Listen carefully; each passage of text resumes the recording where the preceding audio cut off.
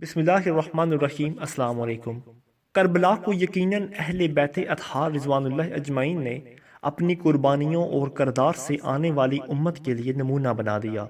اہل بیت نے قیامت تک آنے والی نسل انسانی خصوصاً مسلمانوں کو سبق دیا کہ مصیبتوں اور آلام و مصائب میں بھی رب واحد کے آگے ہی دست دراز کرنا چاہیے اور اسی کے ذکر سے قلوب کو اطمینان اور سکون سے منور کرنا چاہیے۔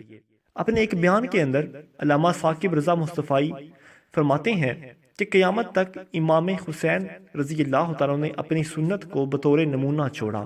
اور فرمایا وَلَكُمْ فِيهَا أُسْوَةٌ، میں اس لیے خود کربلا کے ریگزار کے اندر ایک انوکھی داستان رقم کرنے جا رہا ہوں تاکہ قیامت تک میری زندگی لوگوں کے لیے ایک نمونے کے طور پر موجود رہے اور جبر کے خلاف لوگ ٹکرانے کا حوصلہ رکھیں۔ حضرت امام حسین رضی اللہ تعالیٰ نے کربلا کے اس دوپہر کے اندر عظیمت کی جو داستانیں رقم کی اور جبر کے سامنے جس طرح پوری قوت کے سامنے سینہ تان کر کھڑے ہو گئے، 22,000 افراد کے ساتھ تنہا شخص کا ڈٹ جانا یہ کوئی تماشا تو نہیں ہے۔ 72 افراد کے زخم کلیجے پر موجود ہیں اور اپنے بھائیوں، بیٹوں، بھتیجوں اور بھانجوں کے لاشیں اٹھا اٹھا کر آپ خیموں تک لا چکے ہیں۔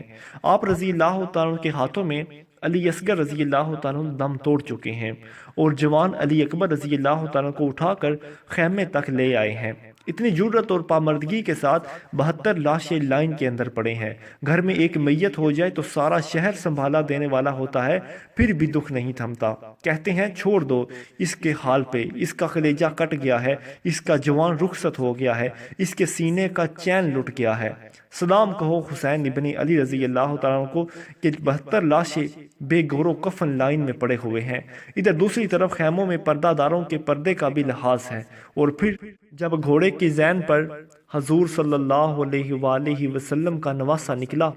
جب 3 دن کا پیاسا کربلا کے ریگزار کے اندر میدان کربلا کے اندر ذوالفقار تلوار لہراتا ہوا آیا،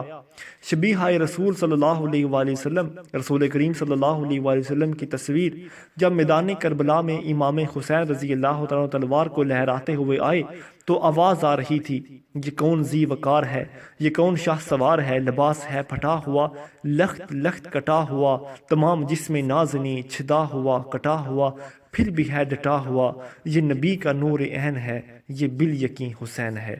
حضرت امام حسین رضی اللہ تعالیٰ نے کس طرح جبر کے خلاف کھڑے ہو کر پوری دنیا کے سامنے اپنا اسوہ رقم کیا، اور جب گھوڑے کی زین سے فرش زمین پر آئے،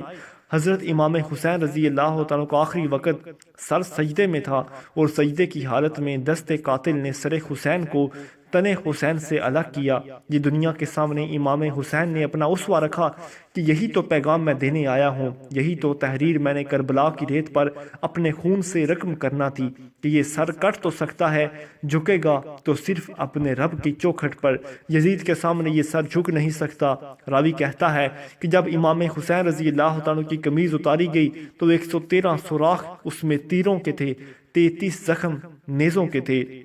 34 گھاؤں تلواروں کے تھے، اتنے زخم جسم پر اور جسم چور ہے زخموں سے۔ لیکن جب حضرت امام حسین رضی اللہ تعالیٰ نے پیشانی سجدے میں رکھی تو آخری الفاظ یہ تھے، مالک میں تیری تقدیر پر راضی ہو گیا ہوں، زخم سہ کر بھی مسکرا رہا ہوں، مالک تیری طرف سے جو دکھ آئے میں نے انہیں تسلیم کیا، مالک میں نے سب کچھ قبول کیا، حسین تیری رضا پر راضی ہے، کیا تو بھی تو بتا، تو بھی حسین سے راضی ہوا ہے کہ نہیں۔ اس موقع پر علامہ ثاقب رضا مصطفی نے شعر کہتے ہوئے کہا، آواز آ رہی تھی اس پیاسے پر علی شیر خدا کو ناز ہے، اپنے اس نواسے پر محمد مصطفیٰ کو ناز ہے، اوروں نے بھی سجدہ کیا مگر اس کا عجب انداز ہے، اس نے وہ سجدہ کیا جس پہ خدا کو ناز ہے، اے حسین ابن علی تم پر سلام، اے نازش آل نبی تم پر سلام۔